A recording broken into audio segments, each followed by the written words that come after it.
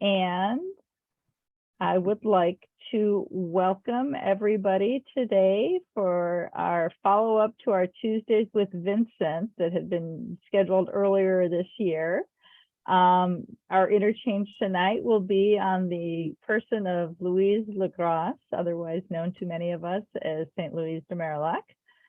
As we said in our August newsletter, the primary source of study for the month was based on the book St. Louise de Marillac, A Light in the Darkness by Catherine B. Lafleur. Our host and moderator for this evening, and before I go into that, I'm sorry. Thank you. I'm Claudia Ramirez, Executive Vice President of St. Vincent de Paul of Contra Costa County, and I welcome all of you here from across the states to this evening's function. Our host and moderator for the evening is Sister Paule Freeburg, who is, first of all, a daughter of charity and also the spiritual advisor for the Western region of the Society of St. Vincent de Paul. Sister Paule obviously is no stranger to St. Louise de Marillac as a daughter of charity, and so she will provide tonight's intimate evening on the life and person of St. Louise. Following tonight's interchange, if your spirit is stirred and you'd like to get to know our saint and foundress of the Society of St. Vincent de Paul, Vincentian support of Contra Costa County can provide you some additional background. We've got some other links. I'll throw a link into the chat a little bit later from Sister Louise Sullivan, who was one of our speakers earlier in the series, as well as from Father John Rybold, who was another one of our speakers. He's a Congregation of the Mission priest. But we have a great evening planned, and I am going to turn it over to Sister Paule.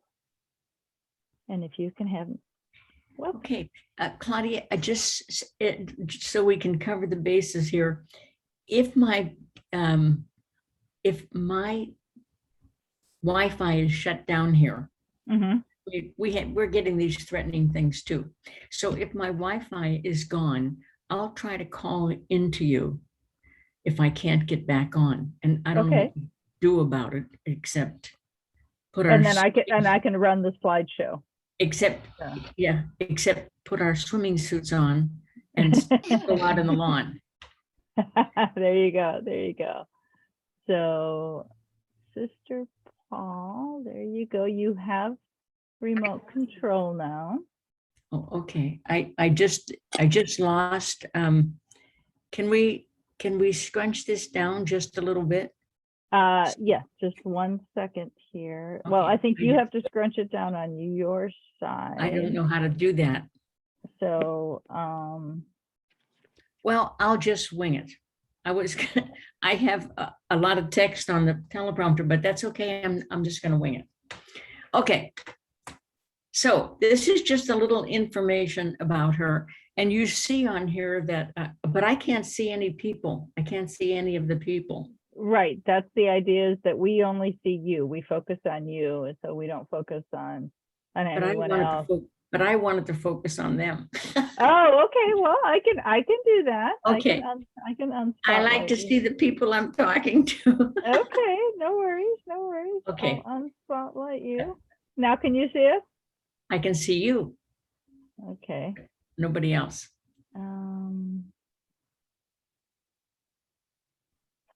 All right. It doesn't seem to be letting me. Okay. Because I'm sharing the screen, it's not letting it. The speaker okay. automatically comes up. So anyway, you see this page, and there are some things that we'll see about this later, like entered St. Peter's, 1954. How did Louise de Marillac enter St. Peter's in Rome in 1954? Well, we'll see that.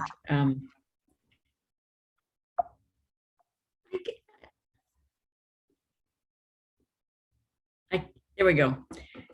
This is a great hall in St. Peter's in Rome. And it is a hall that has 39 niches in it, and they are exclusively for founders of religious communities. Imagine that, a whole hall with these niches in them. And as it turns out, Louise got the last niche. Vincent was already there.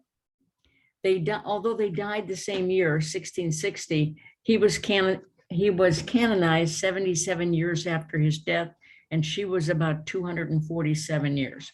Nevertheless, she's there, and here she, well, come on.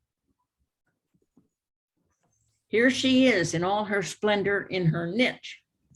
So if you go to Rome and you go to St. Peter's, you will see all of these founders there. But I want to point out why she looks like she looks there. She is the foundress of the Daughters of Charity. Hence, you have a Daughter of Charity there.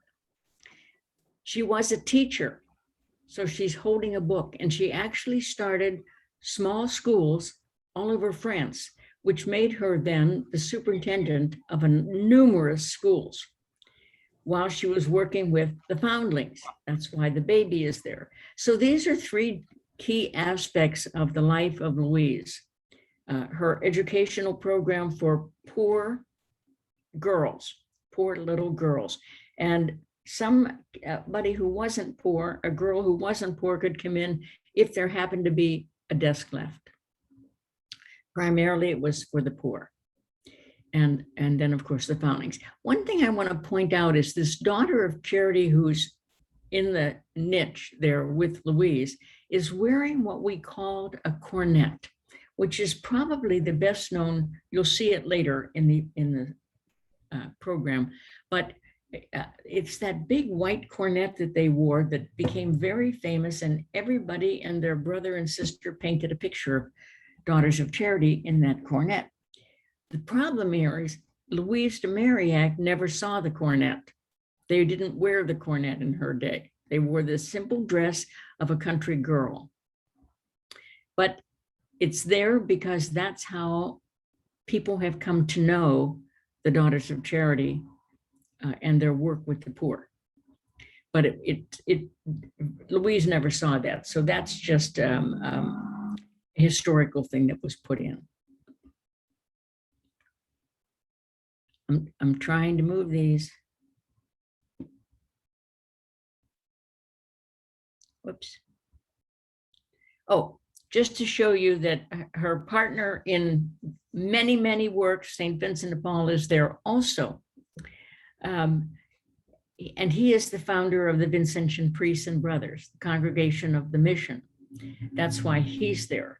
In France, every time you see a statue of St. Vincent de Paul, he is surrounded by children, but nowhere else in the world is that true. It's true in France because of the foundlings, the abandoned babies and abandoned small children, and his care for them from the time that he discovered that until his death. And the Ladies of Charity continued after the death of Vincent Louise, and they worked with them at the same time. So he's known in most of the world for the missions that the Vincentian priests gave. That's why he's in that niche with the cross. He's known as a preacher elsewhere, as opposed to holding babies. So what exactly do we know about Louise de Marillac? Well, we know a few things about her. The first thing that came to light when we finally found a book that was written on her, she did have an earlier biographer, but he certainly wouldn't be talking about this. We have come to know that Louise was an illegitimate child. She was an illegitimate child, and that influenced a great part of her life. She was, so she never knew her mother, but her father loved her dearly, really loved her dearly. And when she was about three, her father married a woman who had 3 or 4 children. And that woman did not want Louise in her house, though it was her father's house. She did not want her there. And so she was sent to a monastery called Poissy Abbey. It is a Dominican monastery, and her aunt, whose name also was Louise de Marillac, was there. By the way, the de Marillac family is of nobility. She was sent there. Many rich families sent their children, probably not at the age of 3, but sent their children to monasteries all over France, but certainly in Paris. They sent their children there to be well educated. It's a classical education. But Louise, I think, even at the age of 3, was aware that she was sent there because she was not wanted in her own home. While she was there, she got a classical education. That is to say, she had the humanities, certainly, and all that encompasses. She had theology, philosophy, learned Latin, read all of the literary notable books at that time, and also the spiritual books. She really had a classical education at Poissy. She stayed there until she was about 13 when her father died. And her uncles, also de Marillacs and well off, did not want to pay for her to stay at Poissy any longer. So they sent her to a spinster's place who owned this residence where girls came to learn domestic skills. So Louise went from getting a classical education at Poissy Monastery to this boarding house to learn domestic skills.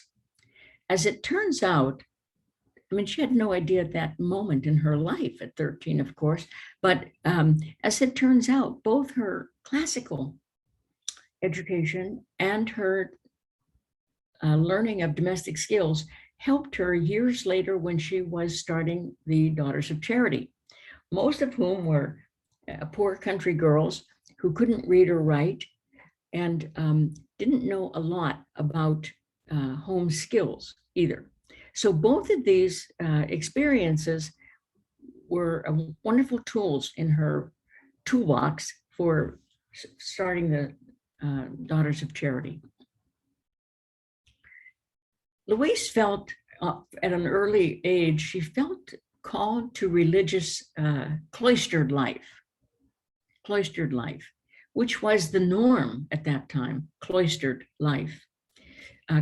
Poissy would have been cloistered as well, but she wanted to enter a cloistered community, and in fact, she made a vow to do so. That's important. Keep that in your vision. She made a vow to enter the cloistered life. However, as a young woman, her uncles arranged a marriage for her. And that marriage took place at Saint-Gervais Church, which is still a very active parish to this day. It was the local parish church there, which her husband, Antoine Legras, would have attended. And so that's where the marriage took place. There's also an ecumenical community called the Jerusalem Community that is active in that church today. But the marriage was arranged, and the marriage was made with a nobleman, but a nobleman much lower than the de Marillac family. Why might that be? It was because she was illegitimate that she could not marry according to her rank, which that is to say the de Marillac rank. Before we go to this, I want to just mention that at the marriage, you know how you sign in. Yeah, so when you sign in, they signed in as friends, not as relatives. And they did that because she was illegitimate. And so they didn't want to give their family connection with her. Okay. We can see Louise's life, particularly her early life and young adult life, as a series of closing doors. She was illegitimate. she was rejected by her husband, her father's wife. She was sent away to Poissy. When she was 13, she would normally have gone home to her family. She was sent again to the boarding house. She was refused entrance into a cloistered community. She was married beneath her level. But that marriage actually did become a happy marriage, and they had one son, but in fact, he was a little, I don't want to say slow, he had just some, yes, he was a little slow, and it worried his mother all his life. She tried to force Vincent into making him a priest. Vincent said he doesn't have a vocation, but he lived in that building for a little while. This one happy thing happened to her later in life. When her son married, he and his wife had a daughter whom they named Renee Louise. And Louise actually got to meet her granddaughter before she died. Her husband, 12 years after they were married, her husband became seriously ill. And she stayed by his side to take care of him. As time went on, depression, guilt, a feeling of unworthiness and doubts creeped into Louise's life. Is it any mystery why that might have happened? Given her from 3 years old on, it was rejection, not by her father, though I wonder sometimes why he didn't say to the woman he married, look, you have your children here, this is my child. Incidentally, he claimed Louise, which would be unusual for that time, he claimed Louise as his natural daughter. The difference that made for her was that he could, in fact, set up what we might call today a trust fund for her, so that for the rest of her life, actually, she had a steady income from that trust that he sent up for her. Typically, that would not happen for an illegitimate child, but he claimed her as his natural daughter, and so that was allowed to do that. Here is the husband that she was arranged marriage, Antoine Legras. Again, he was from a noble family, but lower than the de Marillacs. His job was he worked in the royal household in finances for Marie de Medici, who was at that time the Queen Regent. She was the mother of Henry IV. And when he was young, she was the regent. They had a relatively comfortable lifestyle, and Louise at that time traveled in some important social circles and belonged to what were called the salons that were famous for intellectual pursuits and conversation.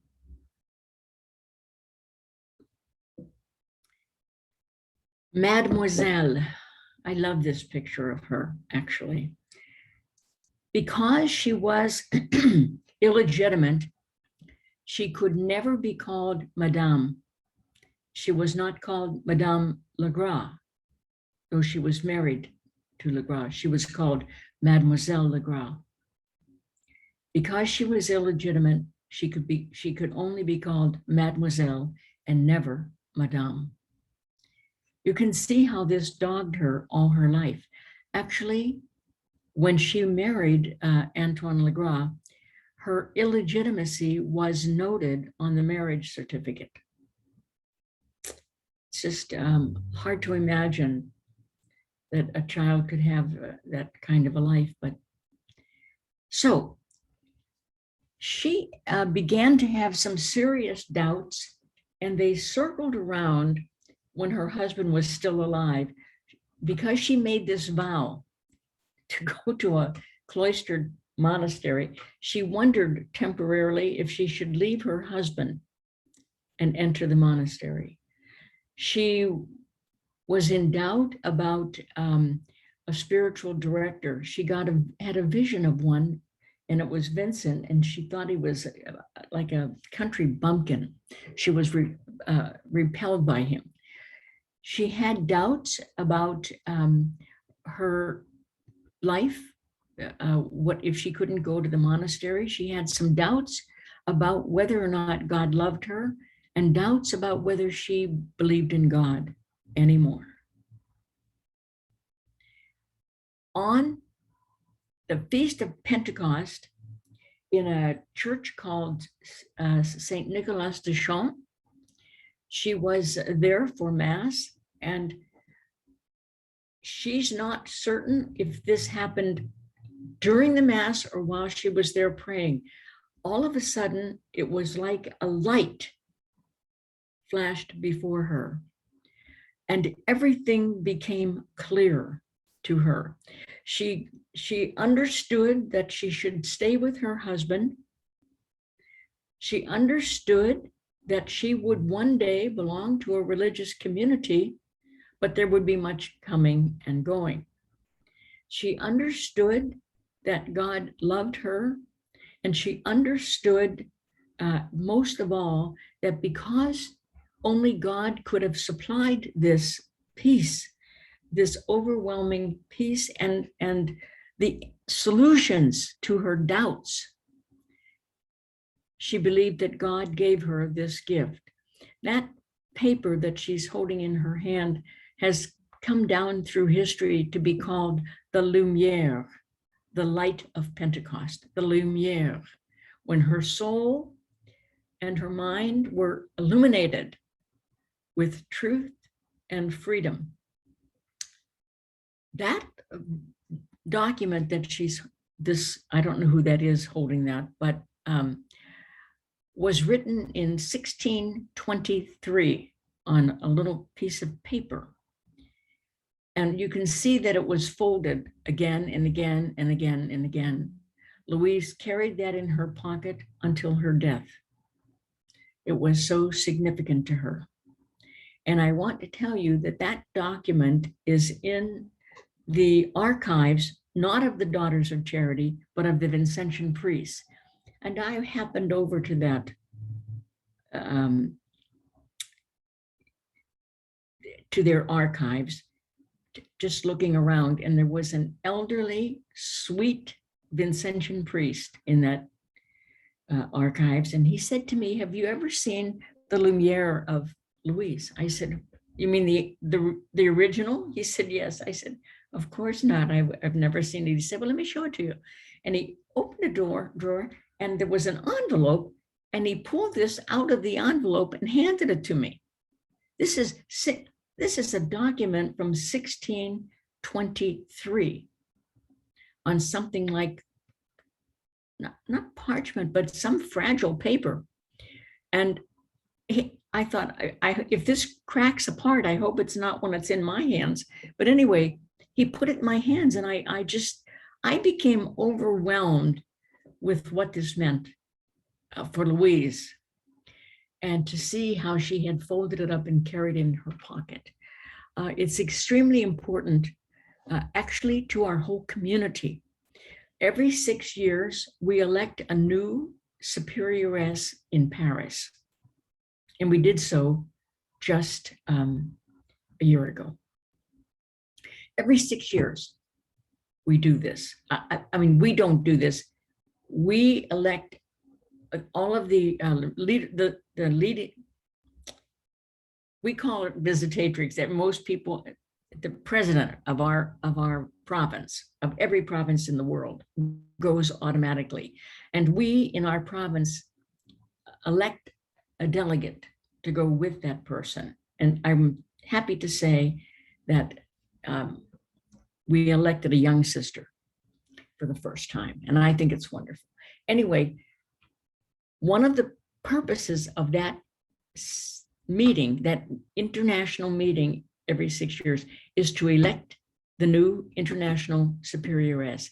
And we do it on the Monday after Pentecost because of this experience of Louise, the Lumiere. And to this day, we elect our superioress on the Monday after Pentecost Day. Anyway, we're pretty devoted to these founders of ours.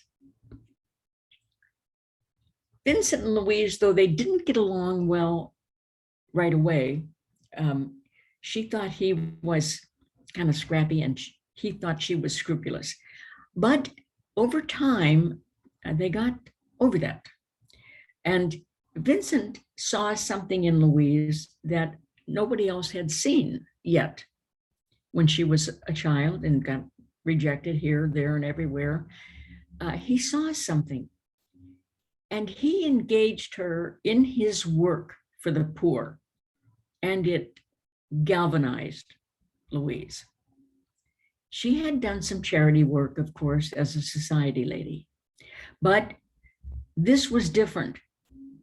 And it just brought her along, and they became great collaborators later. They became great collaborators. And in the beginning, she would write him letters and saying, can I make a retreat, or can I do 38 acts of penance in honor of the days of in honor of the years that Jesus lived on earth? And he'd write in the margin, no. And I mean, he just answered no, yes, in the margin. But as time went on, they wrote to each other, and they were mutually encouraging one another, mutually upholding one another, mutually supporting the spirituality of one another. It was a wonderful thing to see. It is not at all surprising to me that they both died the same year. So, Sister, I'm just going to interject here real quick, just to let people know. We reviewed the slides with Sister earlier, and there's just everything kind of leads into everything else. So we're going to wait for questions till the end, because some of them will kind of be answered maybe along the way. But just jot them down or throw them in the chat, and then we will get to them. I'm going to have to stop saying quite so much at each slide, because I just love this stuff. But we love it too. Go for it, please. Okay. This spiritual bond with the poor that Vincent and Louise had extended to a group of women called the Ladies of Charity. I spoke on that in the second Tuesday with Vincent, the founding of the Ladies of Charity. They are the largest women's organization in the church, and they are all over the world, all over the world. And they're all, it's an internet, the headquarters, everything started in Paris, of course. So basically we're all French, even the Society of St. Vincent de Paul was started in France. Anyway, these Ladies of Charity were founded in Châtillon, France, a little town. But then when Vincent moved into Paris, the Paris group was started. Tons of them. And you see them there in that picture. I want to identify just a couple of these, and you'll see them close up and personal later. The lady to Vincent's right, who has a sort of a white with a little green trim, can you see that? That's the Queen Mother. She was a Lady of Charity. I won't go with those other two, but the one in the red, right in the front, in the chair facing Vincent, that is Madame Foucault, whom you'll see later. The lady on Vincent's left, the first one, is Madame Gousseau. You'll see her later. She was the first president of the Ladies of Charity in Paris. And behind her, you see a young girl. That's her daughter-in-law, who replaced her as president when she died.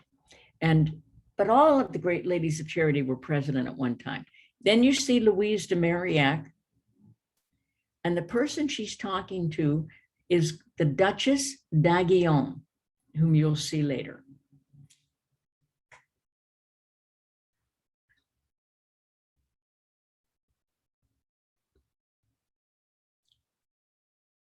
Okay, let's move this. There we go. Louise was a great letter writer, both to, I mean, to the Daughters of Charity and to the Ladies of Charity. She wrote extensively, and she also wrote a lot of notes during her retreat. We have a lot that was written by St. Louise. We have a lot of it that are captured now in her retreat notes and so forth are captured in one thing, but we have her letters as well, and the one she wrote to Vincent. I don't know why I stuck that in there. When Louise was at Poissy, she also learned to paint. This is a huge painting, and it's called The Lord of Glory. The Lord of Glory. Now, you will notice, do you notice that the heart inflamed? It is reminiscent of what we now call the Sacred Heart of Jesus, but what's her name? Mary Alacoque. She wasn't, this is long before that happened, but Louise painted this, and she actually painted several copies of it, not quite this large, but she sent paintings that she did to the communities where the sisters lived after they were founded. They moved, they were sent out to different places, and she sent them small paintings of this and other paintings. And this one is in our mother house in Paris, at the top of a stairway on the wall. It is huge. Anyway, we're happy to have it. Some sisters, it was found in a sister's house, and it was sent from there to the mother house. This is a series of 3 small paintings that Louise did. You see you can't see where I'm pointing. The one on the upper left is the Good Shepherd, and then on the right is the Holy Family, and the one on the bottom is most people think was a self-portrait of Louise as a young woman.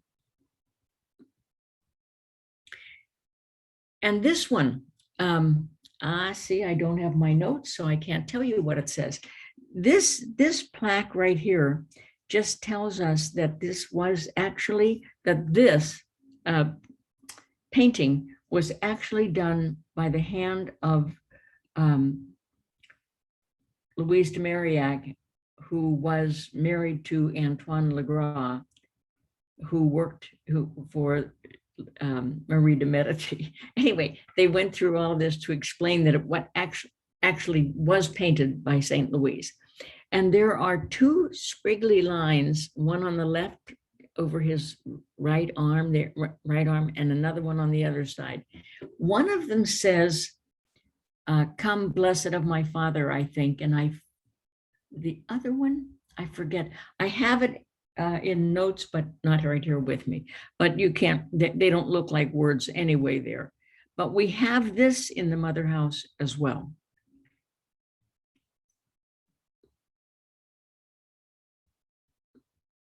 We have a number of her paintings. Are we going to move here? Yes. Okay, now you're going to see some of these Ladies of Charity. And Louise de Marillac was herself a Lady of Charity. And I want to tell, you're going to hear a lot about these, about 3 of these in particular. This Madame Gussault, as I said, was the first president of Paris. And she was the president for some time, fabulously wealthy and devoted to St. Vincent, as he was to her. So when the Ladies of Charity held their meetings, if Louise found out that Madame Gussault was otherwise engaged the day of the meeting, Vincent would call the meeting off. He thought she had to be there or it wasn't worth having the meeting. She was a wonderful woman, and you're going to see where she worked in just a minute too. This is the Duchess d'Aiguillon, probably the wealthiest Lady of Charity in Paris at the time, really fabulously wealthy. This is a picture of her in later years. She was the niece of Cardinal Richelieu, who was responsible for giving the approbation for the Vincentian priests. And anyway, pretty well connected to the Vincentians. And she entered a religious community, a cloister. And her uncle insisted that she come out of there. Well, she did. But she found her closeness with God in serving the poor. These wealthy women actually served the poor. They weren't just, just beautiful women hanging around. They all actually served the poor. And Madame Goussault and the Duchess d'Aiguillon, Vincent never called her by her full name. He always said the Duchess. And if the Duchess couldn't be there, he canceled the meeting. They were just two people that had to be there as far as Vincent was concerned. The Duchess d'Aiguillon, I just can't tell you, she was just fabulously wealthy. And when Vincent was getting older, this is just, I think, a cute story. When Vincent was getting older and was having difficulty walking, but he didn't want to give up running around picking poor people up off the street either. So she bought him and delivered to him a carriage. He said, I will never ride in that. It's just, that's for the rich people. It's just so elegant. I couldn't possibly get in there. Okay, she took it back. She sent a second one, a little plainer. No, he said, if I ride around in that, people will start talking about the Vincentian priests and how they're putting on airs and blah. Okay, she took it back. And she brought him the skin and bones of a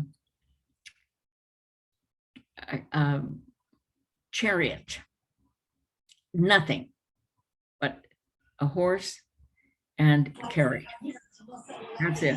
And the wind changed, and if the wind changed, then we would be in trouble again and start evacuating horses again. Just sitting in class. Got the But- phone. I'm hearing something else. I don't know. Anyway. Yeah, they got muted, sorry. Someone Okay. came up. So he actually accepted that last carriage, though he didn't want to. And he called it La Honte, which is my shame.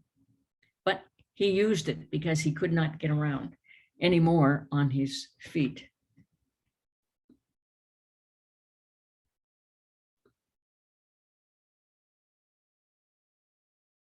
I'm trying to move it. There we go. And the third one of the Ladies of Charity that captured Vincent's heart and imagination is Madame Foucault. Madame Foucault was a very pious lady of charity and also very active serving the poor. Vincent said of her, if perchance we should lose the written gospel, if it disappeared from the face of the earth, we would know what it taught by the way Madame Foucault lives her life. Wouldn't all of us love to have that said about us? Anyway, that's what he said about her, that we can know the gospel by the way she lives her life. The impact of these ladies of charity on the founding of the Daughters of Charity is astounding. And that's where we're going next. Okay, these ladies worked, this is Notre Dame de Paris that you see in this picture. And you see the arrow is pointing to the hospital. It was right adjacent to Notre Dame. And that was the headquarters of the Ladies of Charity. It's where they had their office. And that's where they met and worked in that hospital, which was just abominable because at that time, there might be 4 patients in one bed. And when one died, somebody from the ground, sleep on the floor, would claw at that person and pull them off the bed and get in the bed. It was just awful. And the Ladies of Charity worked there because they were attuned to bringing nice food for those patients and spiritual care for those patients, and really made a huge difference in that hospital. The ladies, there were many ladies of charity in Paris at that time. There were no daughters of charity yet. That hadn't started.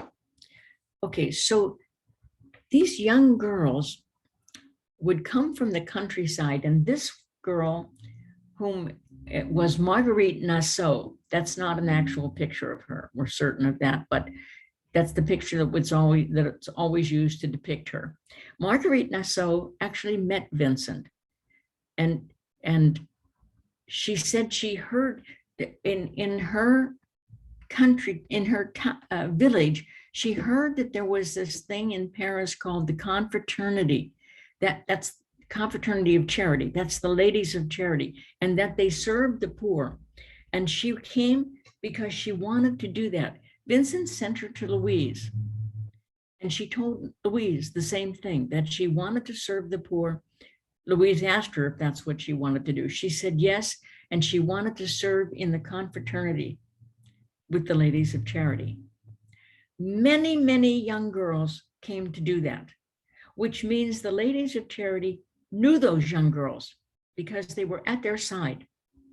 And they did things that the ladies of charity, some of them, their husbands didn't want them to do in somebody's house. But these young girls wanted to do that. They wanted to serve the poor like the ladies of charity.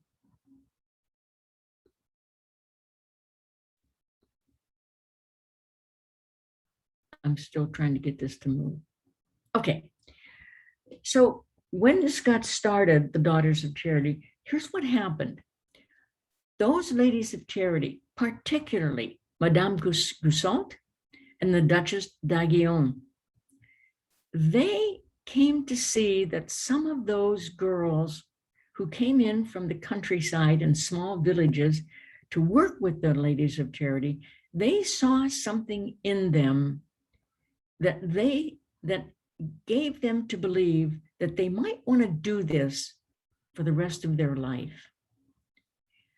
And they vetted those young girls, as it were, and then they began to send some on to Louise with the thought that they might want to do this all their lives. So, and Madame Goussot actually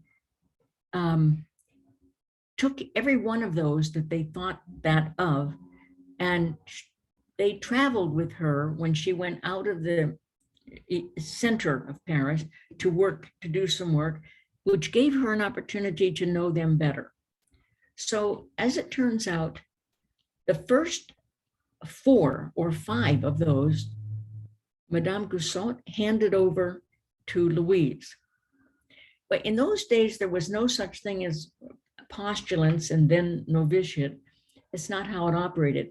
But if in that language, Madame Goussot actually had them in a kind of a postulancy way and kind of moved them along that way. So they moved in, 4 or 5 of them moved in to Louise de Marillac's house. She invited them into her house, and that was on November 29th, 1633. And we call that the foundation of our community, that Louise founded, Vincent and Louise founded the Daughters of Charity on that day when those first 4 sisters went to live with Louise as a mini community in 1633. Soon after that, they became 10. After that, 12. And when that happened, Vincent started giving conferences to those young girls when they were 12 and from then on. Over the years, he gave hundreds of those conferences, and Louise took the notes. So we have all those conferences. Louise taught those girls to read and write. And she taught them spirituality and how to serve. Do you see that's what I meant by her classical education and the domestic skills began to serve her because she taught them to read and to write. And once any of them could read, she insisted that they read a portion of the gospel every day. And she taught them quality spirituality,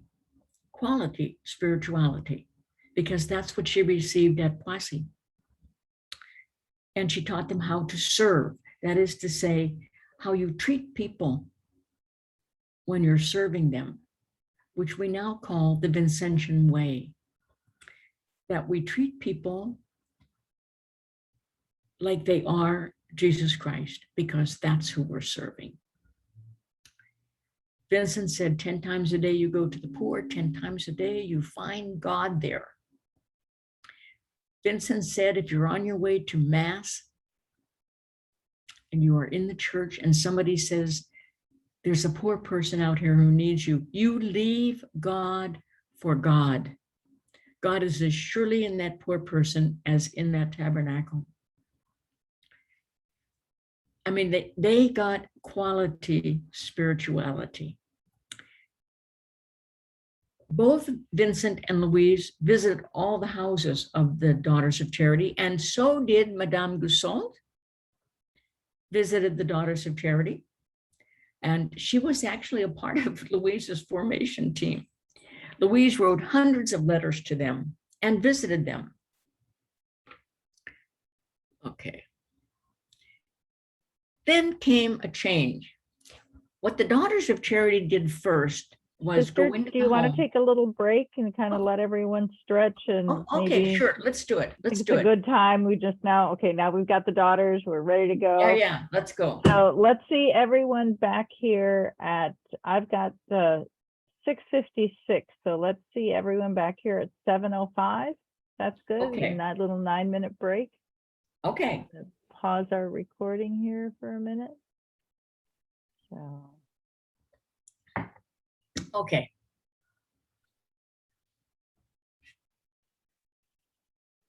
Welcome back, everyone. And since we have found out that Sister Paul has no power in her room, she may get a little dark on us in a little bit. So I'll turn it back over to you and I will share the screen again. So. Okay. Okay. So I started to say before our break that the Daughters of Charity, you know, these were poor country girls, and their first work was to go into the houses of the poor and take soup to them, and mostly soup and bread to them. And the Ladies of Charity did some of that too. But the Daughters of Charity worked in people's house. I mean, they went into people's houses to take soup and bread. Something changed after a couple of years. Madame Gussault was the prime mover at Saint Jean Hospital in Angers. It was a big hospital, and she was its primary benefactress of that hospital. She did not like the way it was being run. And so she said to Louise, I'd like to take 2 Daughters of Charity to begin there. Later, we'll take more to work in that hospital. Well, it never entered Louise's mind that the sisters would be working in hospitals. But they did, because Madame Gussault knew those sisters, those young ones, and she knew who could do that. And soon after that, a couple more went. Louise went to, with Madame Gussault, went to Angers and wrote the contracts for the sisters' work there. Wrote the contracts between the pastor and the sisters, wrote the contract between the hospital administrators and the sisters. She wrote all the contracts. She knew what she was doing. Not long after that, the Duchess d'Aiguillon asked for sisters to come to the hospital in Richelieu. the town was named after her uncle, Cardinal Richelieu. Anyway, so she asked Louise to start with 2, and 2 went to Richelieu. So all of a sudden, our work changed from, it didn't change. There were always sisters who went into the homes, but some sisters began to do hospital work, which they did forever after that. Forever after that. We had a lot of hospitals all over the world, and Daughters of Charity work in them. But it started by these 2 ladies of charity requesting that, because they wanted quality care in the hospitals, and they thought the daughters could do that. Well, and so they did. It was a major change, a major move forward, actually, for the Daughters of Charity and for Louise de Marillac, who never saw it coming. But she trusted both of these ladies of charity, and she herself was a lady of charity. So, it was a good fit. Trying to change the screen. Oh, you know what? I forgot to give you permission. Sorry, Oh. I'll change this one and then I'll give you permission.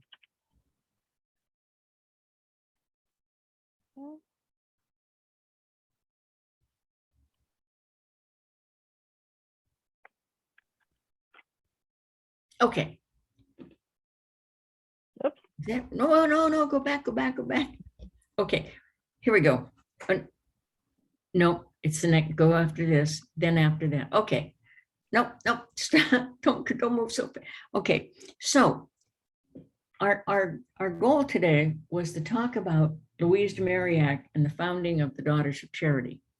And here we see that the early form of the Daughter of Charity, it with her soup pot. And that was by far what most of the sisters did for several years. Keep in mind that these this is a stylized drawing of a lady, of a Daughter of Charity. We don't have any actual pictures of them at that time. So this just depicts their carrying the soup pots to the poor. And they actually, that dress that she's wearing was actually the costume of the peasant girls in France at that time. It wasn't considered a habit. And the reason it wasn't a habit was because Vincent did everything possible, everything he could think of to keep them from being called religious. So they didn't have a stylized habit. They wore the dress of the country girls. That's what they wore. So not only that, they never were called religious.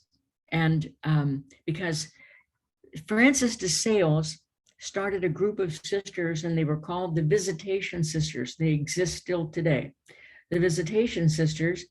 And they asked him if they could make vows, and he said, sure. So they made religious vows out loud to a bishop. And right after that, they were in a cloister. They were not visiting. They were called Visitation Sisters because he wanted them out on the street visiting the poor.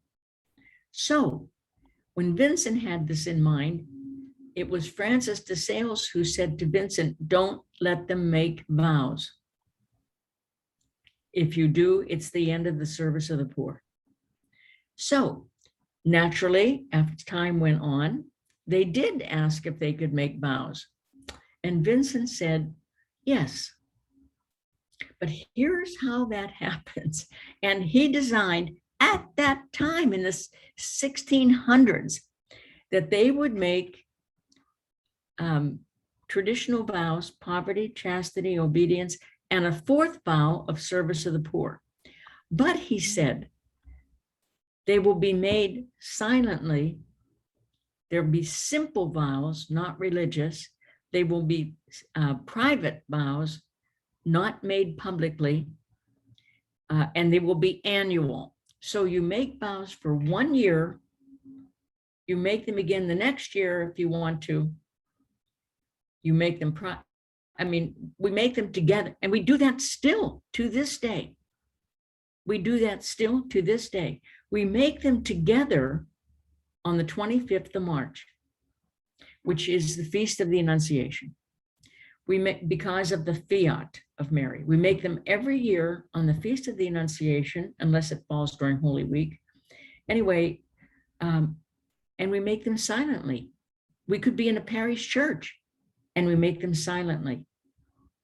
Nobody hears them out loud. The only time we make them out loud is the first time we do, and that's in the provincial house.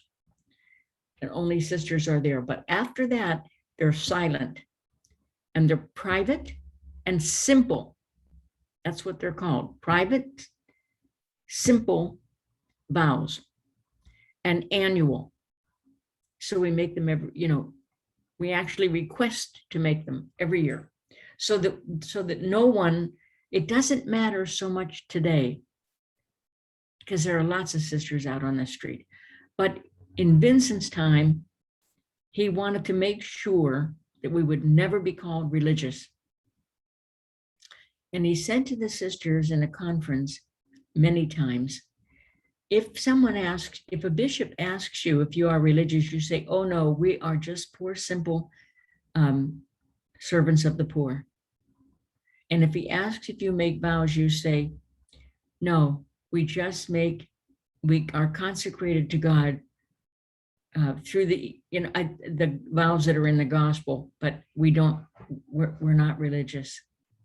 Anyway, he did, they maintained that, both Vincent and Louise, to their death. And we do it still. That's the thing. We still do our vows that way. They're not religious vows. They're made silently right after the consecration. They're made silently, and they're simple vows. They're not received by a bishop, and that's it. We still do what Vincent told us to do in 1633. Okay, so this is what we look like first.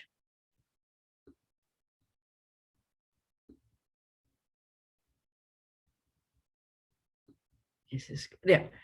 And then sometime later, years and years later, that cloth, can we go back one or not? Yeah. Okay. Do you see this thing on her head right here, on that draped thing on her head? They only wore that when they were out in the sun. It was to keep the sun off. Otherwise, they just had a bonnet, like a little cloth bonnet on. Okay, but they wore this when it was hot. Okay, now let's go to the next one. Eventually, that thing went up and starched. And this was long after the time of Vincent and Louise. Years after the time of Vincent and Louise. This was probably the way it was, certainly all the time. It was like this when we started it. We didn't start in America. At a given time, some of them came over, and the sisters who were living there at the time joined the Daughters of Charity. But this went on until 1969. And then we went to this in 1970. And then this lasted for a long, long time also. Maybe you've seen that in your own time. And now today, here we are like this. You see that some of these sisters still wear the coif on their head. Some do not. Some do, some do not. That's an option that we have. So you've never seen me in one, and that's because I opted not to, as you see that many of these do. This is one of my best friends over here on the left with the sort of red hair. Anyway, we just have many ways, options today about what our, we call it the habit, what it looks like. And it can be a regular blue dress like a habit and a coif if you want to, or it can be a skirt and blouse and a coif, or it can just be a skirt and blouse and no coif, which is the way I dress. But you can see how much we moved from the time of Vincent and then into the cornet and then into a different kind of dress until now when we have an option.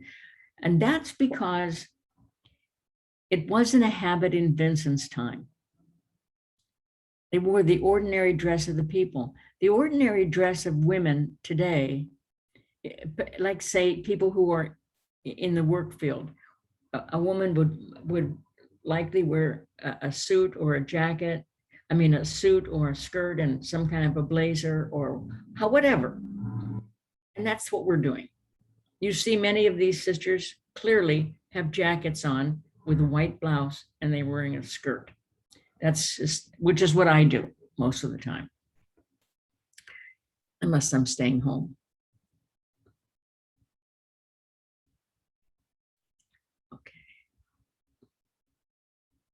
Okay, today we are 14,000 Daughters of Charity. We were 146,000 when I entered. We are 14,000 Daughters of Charity serving in 90 countries in the world. I'm getting darker and darker over here. Just as a little side thing here. Oh, no, the Pope. Oh my goodness, we're way back up at the top. We want to be down at the bottom. Keep going, keep going. Keep going till you see a bunch of sisters and the Pope. There, right there. Okay. Pope Francis, when he was elected Pope, the Daughters of Charity run a place in Rome called Saint Martha's, but in French it's Saint Mark. And they have rooms there. So when the bishops come for the conclave to elect a new Pope, they have rooms in that house where they stay. And when they come in, they pick a number, and that's the room number they're going to stay in. So there's no playing favorites. So Pope Francis came from Argentina, and he picked a number, and he stayed in that room. And he was elected Pope. So he went back over after the election and the balcony scene. He went back over to pay his bill. And he thought, I don't want to stay in the papal apartments. It just wasn't his style. So he asked if he could stay there. And they said yes, but he had to take a different room. They wanted him to have a bedroom that had a living room attached to it so visitors could come see him. And he says mass for the sisters there. And the employees, the first time he said mass, he said, I saw people working in the garden and in the house. Aren't they Catholic? Yes, they said, the sister said. He said, well, don't they go to mass? Invite them to come to the mass. So if he's not out of town or not engaged in a big mass at the Vatican, he says mass for the sisters there. I just love it. Okay, I'm going to go to the next one. So what I want to say about this is Vincent and Louise taught the first daughters a lot. They didn't have a rule for a long time because they preferred to write down the way they were actually living. And I find that we don't live much differently than we did then. I mean, of course things have changed, but in fact, the charism has not. The same kinds of things that Vincent and Louise said then, we still do. I mean, the charism is intact. And we just, two sisters just came out of our, what we call it a seminary, because Vincent didn't want to call it a novitiate because that's religious. So we call it a seminary. Two sisters just came out, and as soon as they came out of the seminary, they came to the provincial house and we all went there, and they were sent on mission, which is exactly what Vincent and Louise did. They sent sisters on mission to Angers, to Richelieu, to Cahors, to wherever, places all over the place. And those two were sent on mission. And it happened to all of us when we got out of the seminary. Well, I must say, the ones that come now have already been through college, but many weren't at that time. I was finished with university when I went to the community, but many weren't. They came out of high school. So after they got out of the seminary, they got their college education, and then they get sent on mission. And every one of us did that, and they did it in that time. And we make our vows exactly the same way. We still believe with our whole heart and soul that 10 times a day you see the poor, 10 times a day you see God there. The things that they proclaimed in 1600s are embedded in our hearts. Not soon to leave, embedded into our hearts. So we have Louise now, who spent her life trying to find the will of God and be led by the Spirit. We see her here and here in her niche, who went from uncertainty to absolute holiness of life. And so was canonized and got the last niche in the Roman thing. You know, she was a wife, a mother, a nurse. She taught those sisters how to be nurses. A nurse, an educator, starting schools everywhere, a social worker, and was proclaimed the patroness of Christian social work. And she is now lying in state in our mother house in Paris, France. Just like Vincent is lying in state above the altar in the Vincentian mother house. And while we have the body of Catherine Labouré, which was found intact when her body was exhumed, found intact, Louise's was not, but we do have Catherine Labouré on the other side. But I think, you know, many of us are just drawn to both of them, I guess, but certainly I am drawn to the fact that Louise is lying in state. Her body has been moved many, many times. She wanted to be buried in the chapel at the Vincentian place, but the pastor said no. When she died, he said, no, I want her buried in a crypt in my church. So there she was. And she had a black cross in front of it called Spe Unica, the cross, our only hope. And that's what she wanted in front of her burial spot. And that cross is still at Saint Laurent, but her body got moved 2 or 3 times. It was under the floor in our mother house. Then it was brought up. And anyway, she ended up here. And I'm delighted with it. I think Louise de Marillac, if you take her whole life together and the many faceted parts of her life, wife, mother, nurse, teacher, social worker,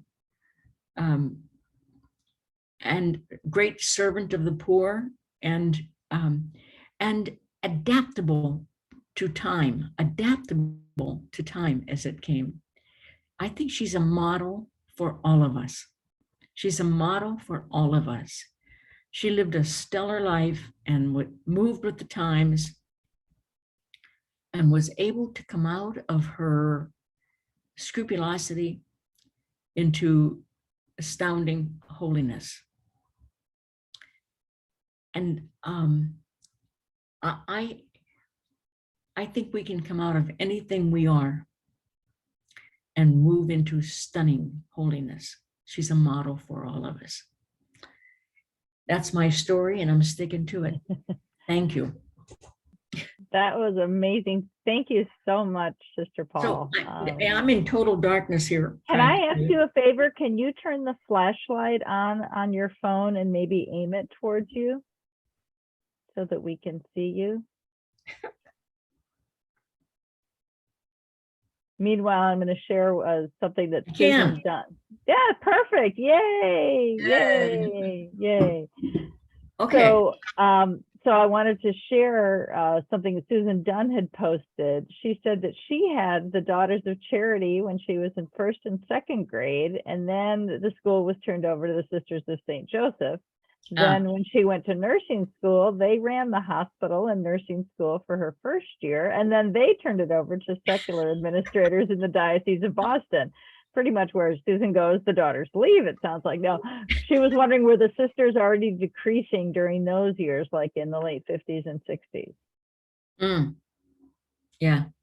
Were they already decreasing in numbers at that point? In the 50s and 60s? Mm-hmm. No, we had a lot of people coming then, but soon after that. Soon after that. So, and everyone, please feel free to unmute yourself and ask questions now and end discussion. Can I just tell them that thing that I told you during the break? Yes, please do. You know, our charism is actually, and so is yours, incarnationally based. And what that means is we base what we do on the fact that Jesus was incarnate and became man and lives still among us, and especially in the poor. It's what Vincent meant when he said 10 times a day you go to the poor, 10 times a day you see Jesus there. And so when much as Louise lived the life of passion, I mean the passion, crucifixion, her whole childhood and young adult life. And when she met Vincent, things changed. He was her spiritual director, and things began to change. And she moved beautifully into this incarnational theology. And she wrote later on, she wrote this: in fact, we have a God who is unable or unwilling to be separated from us. I think that's just wonderful, really, stunning. But anyway, I don't know if you have any questions or comments or. No, and thank you for remembering to bring that up. I think I had mentioned earlier in the group the whole 6 years thing. What is it with the Vincentian family and electing people every 6 years? We're in the middle of it right now for our president. Yes. So a comment here from Illinois, from Mary Catherine. She says, books reference St. Louis' health as a reason for her early rejection to join a community. What did she have health issues that you know of? Well, what she was told was that God had other designs on her, and that she would one day be in a community, but there'd be much coming and going. Well, that's the Daughters of Charity, coming and going, coming and going. But anyway, I don't know this for certain, but many of her rejections were about her illegitimacy. Oh, interesting. I don't know that for sure, that she was rejected because of that, and she did have frail health all her life. Just general frailty, no specific illness that was ever referenced. Just frail. Mm-hmm. But listen, when Vincent sent her out to visit all the Ladies of Charity all over France, she became their national moderator. And she went to visit all the Ladies of Charity all over France. And she did it sometimes on horseback, sometimes in carriage, and sometimes one of the Ladies of Charity went with her. Wow.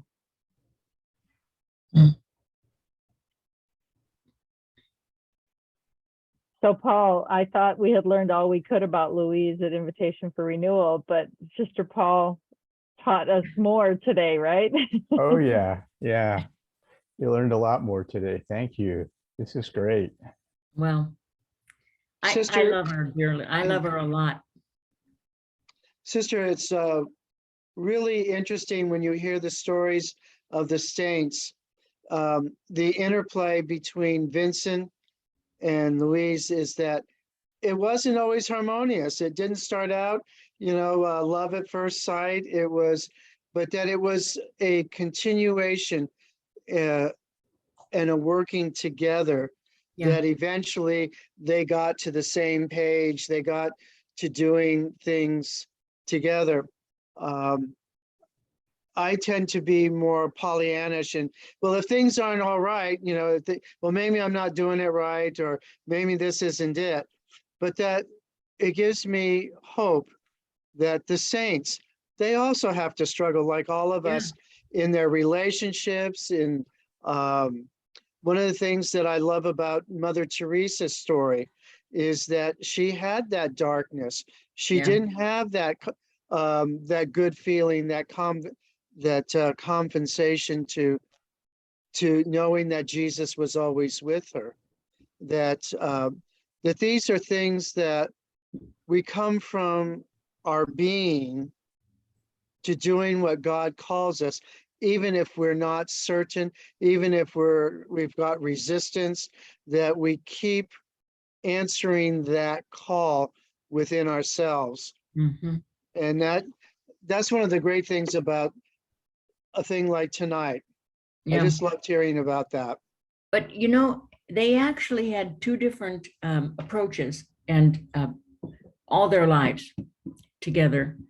Boy, it's really getting dark here, isn't it? Anyway, maybe I can put this. No, up. you're great. The way you're lit up Oh. is perfect. Yeah. So they had two different personalities. Louise had an idea and she wanted to go with it. Vincent said, we don't know if divine providence wants this. So let's just wait for a sign from divine providence. And Louise is, months later saying, let's get on. And actually one such thing was, should they actually call what they had with those 4 or 5 first girls a community? And Louise said, yes. And Vincent said, we don't want to establish that until we get the sign from divine providence. They actually had 2 different ways to do things. She was quick thinking and ready to go. Vincent was brilliant. The guy, he's highly educated. He has a degree in theology and a degree in canon law. I mean, the man is well educated, though he didn't talk to the daughters like that, but he wrote letters to authorities that way. But he was brilliant. But his temperament with regard to God was, we don't want to do something and then find out it wasn't God's will. And she's saying, here it is, must be God's will. He's saying, let's wait for us. I mean, they had 2 different takes on how to know when to move. They just did. They had 2 different takes on it. But I think that each other. I think that difference was a good balance. Yeah. Sister, I'm just so thrilled. You brought her to life for us.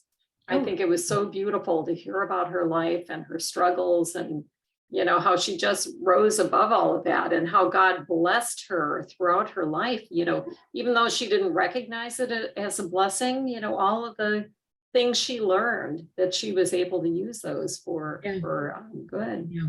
Just really is a remarkable story. Yeah, if she had gone into that cloister, we'd never know about her. But God didn't want that, I guess. I don't know. But anyway, she certainly is a marvelous example of overcoming obstacles. And I'm so thrilled that she actually got to meet her granddaughter. She worried about her son constantly. And Vincent said,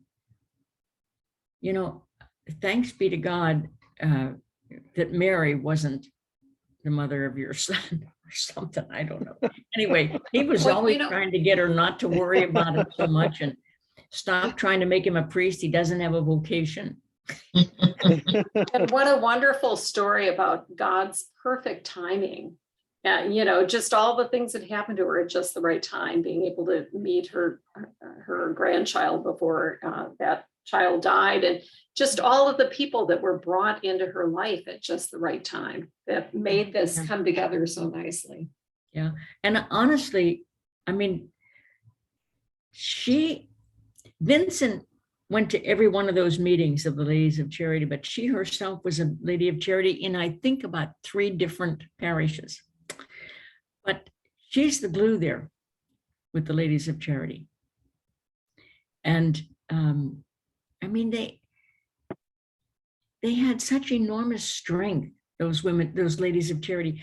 And the problem here is most people here, I mean, most people in California have never been associated with the Ladies of Charity. There was a group in San Francisco, and I think there are still some of them, and there's a group down in Morgan Hill. But Pittsburgh has 1,700 Ladies of Charity. The other Pittsburgh, the one in Pittsburgh, Pennsylvania. Yeah, where I'm from. Anyway, Ah, well, not actually Pittsburgh, just outside of Pittsburgh, but they have 1,700 Ladies of Charity. wow. There's some places where they're just concentrated. Kansas has a lot of Ladies of Charity. New York has a lot of ladies. I mean, they're just concentrated some places, and other countries have lots of Ladies of Charity. I would like to see more groups of them started here. They're wonderful.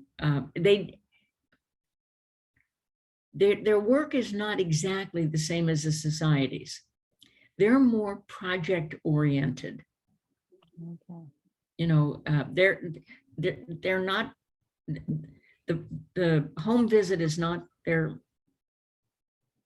main work. It's not, and it's but they get projects that might help a whole town at one time. And there are at least 3 thrift stores in Texas run by Ladies of Charity. Okay. I've given lots of talks with the Ladies of Charity, including Louise and Rosalie Rondeau. I love the Ladies of Charity. Well, I love when you talk about vocation, sister. And I'll never forget the conversation we had last year at the National Assembly when one of the Vincentian priests was talking about the Vincentian vocation, how we're not volunteers, Oh, and you're not. how we're called to do this. And you said to me, she said, you don't question my vocation just because, and you don't question the priest who's speaking vocation because he's father so-and-so, I'm sister, Paul. Why do you question yours just because you don't have an honorific on it and you've not taken a vow, but you have your vocation? And that struck me so strongly and still does. That book Lafleur wrote on Louise, Mm-hmm. of course I couldn't possibly see it now, but she was really adamant about the vocation in the church of lay people. Louise was. And she, I mean, well, of course she was lived with a bunch of other Ladies of Charity, all of whom were active in the church. And that's what she said. I mean, that's, she was, and Vincent was big on the laity. That's why, I mean, Daughters of Charity are laity. We are not religious. But we have a vocation. And so do you, every one of you. You have a vocation. And football season is going to come upon us pretty soon after the baseball thing is over. football season is coming, and that's the perfect image for vocation for the society. Because if the 49ers are playing and it's the fourth quarter and the score is tied and you get a call that somebody needs something, a volunteer is going to stay there till the game is over. And a Vincentian with a vocation is going to go take care of that need and hear the score later. Or record the game. Huh? Or record the record game. the so they game. can- Yeah. Joyce, you unmuted yourself. Did you want to say something? Well, I was just going to tell Sister Paul that I've learned so much because I do some of the Osnom training and I often give the history portion. And I have tried to find out some little things about Louise to, you know, to share with the people so that to kind of bring her more into their life, because the training stuff itself doesn't really give you much. And man, I have learned so much more tonight. Great. So I really, yeah, I can really Yeah. bring that to the people. So I thank you for that. I'm looking forward to the next time I have a chance to give that. Great. Great. And, you know, I have to say that when I was in the seminary, we never heard a thing about Louise. That came about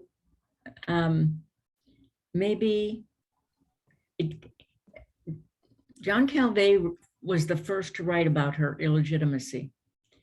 And that book wasn't on our shelf. But it wasn't long after I was out of there that we were all reading that. And I mean, so, you know, nobody knew anything about her when I was in the seminary, but it didn't take us long to find out what a foundress we had.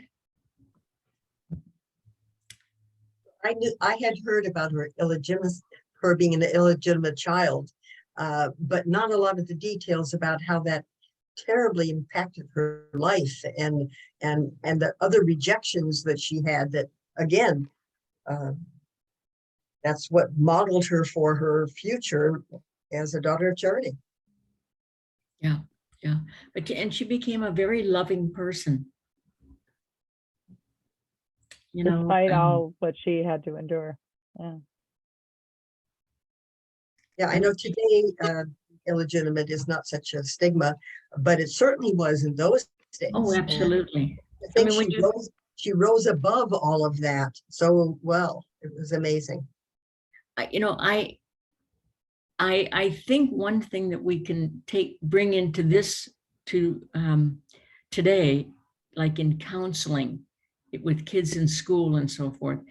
I'm not a counselor, but I live with a sister who is a counselor in schools. And some of those things that happened to them when they were small will stay with them for a long, long time. A long, long time, because it manifests itself in diverse ways, like in Louise's case, that her uncles would sign in as friends instead of relatives. Mhm. You know, that's just, and that they wouldn't take her home.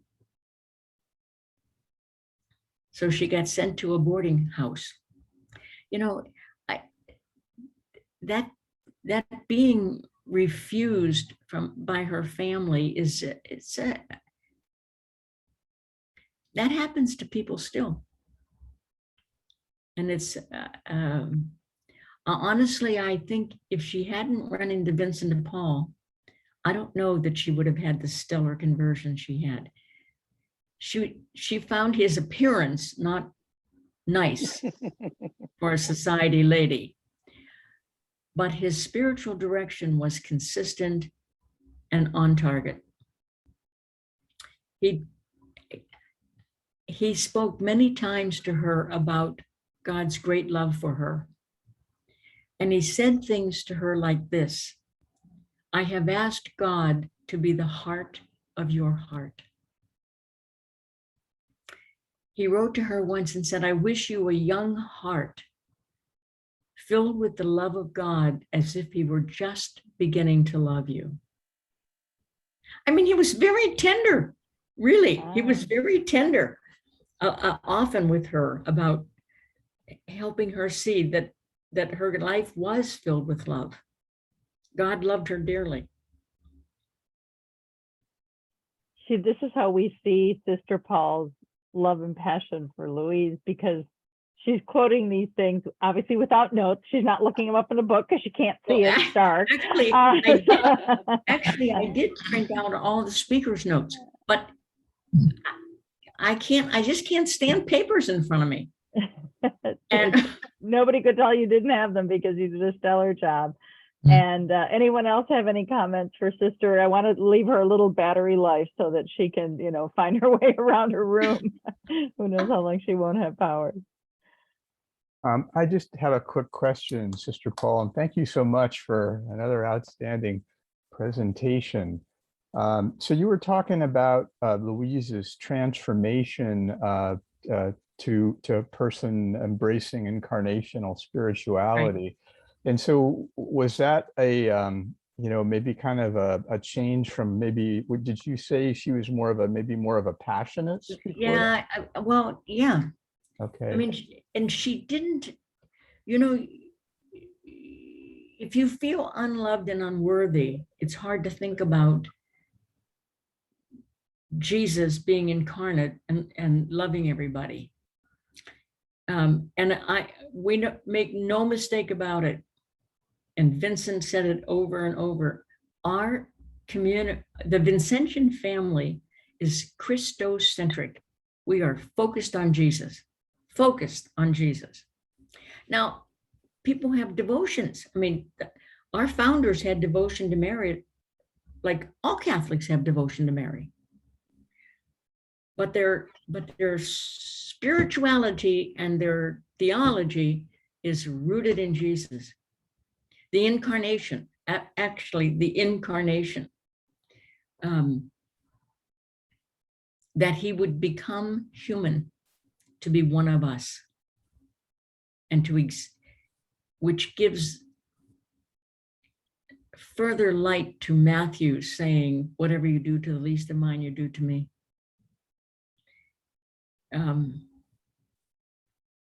Anyway, which was one of Vincent's favorite lines. When we talk with the poor, it's about that. Not that we say that to the people we're serving, but in our heart we're saying, whatever we do to you, we also do to Jesus. Not because we made that up or Vincent made it up, because Matthew said it. So basically we're Christocentric with our own devotions. One of my devotions happens to be Vincent and Louise. And Rosalie. Yes. And Frederick. I'm glad Ralph's going to do another one. We hope Ralph offered to do another First Tuesdays or Tuesdays with Vincent on the 7 founders. So. I don't know if those of you who are all here with us know this. Steve did not. I asked him why he called this Tuesdays with Vincent. In fact, St. Vincent de Paul started the Tuesday conferences in his lifetime. And that's because the priests were untrained, and they were untrained because the bishops were untrained. So he had these Tuesday conferences like, oh, we're going to get together and chat. He was actually teaching the bishops theology and teaching secular priests theology. And he called it the Tuesday conferences. And here we come along, and this thing is called Tuesdays with Vincent. what are the chances of that? I mean, really, Vincent did that in the 1600s. What are the chances that just a year ago, we started Tuesdays with Vincent? Yep. Sir, I mean, I just love that stuff. I think it's great. do you happen to know if what's going on with Giorgio Frassati as far as he was a Dominican laity and he was a Vincentian, and I'm both too. So I'm curious about his sainthood. Have you heard anything about that? No. Okay. No, we did get a briefing that it's looking very positive for the canonization of Blessed Frederick. They're reviewing all the materials. Our Council General President, Renato de Lima Oliveira, who spoke to us last week, told us he was very, very Well, close. then let's get Rosalie on track. Okay. I think they should be canonized at the same time. Yeah. And in Paris, not Rome. Ooh, good. Both of those people are beloved to the Parisians still. Yeah. Yeah. So, well, Still.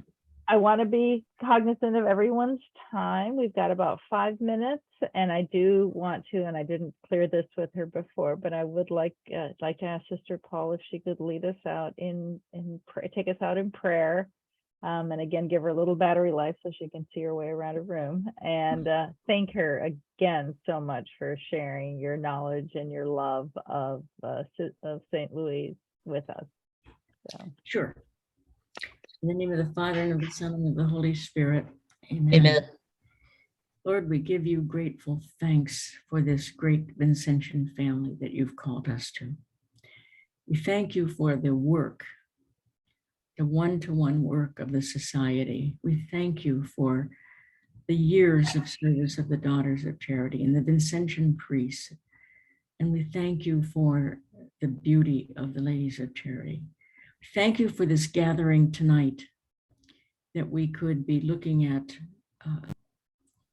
a person who we can model our lives after, going from adversity to holiness. Jesus, help us to grow in holiness ourselves. Draw us ever closer and closer to your heart, where we can rest assured that we will be fed. We ask this in Jesus' name. Amen. Amen. Yeah. Thank you. Sister. Thank you, Claudia. Good This is night. wonderful. Thank you.